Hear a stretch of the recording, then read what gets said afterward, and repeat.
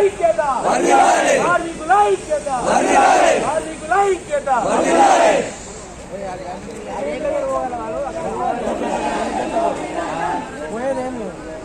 దొంగల రాజ్యం దోపిడీ రాజ్యం గేట్లు ఎవరైనా ఉన్నారా?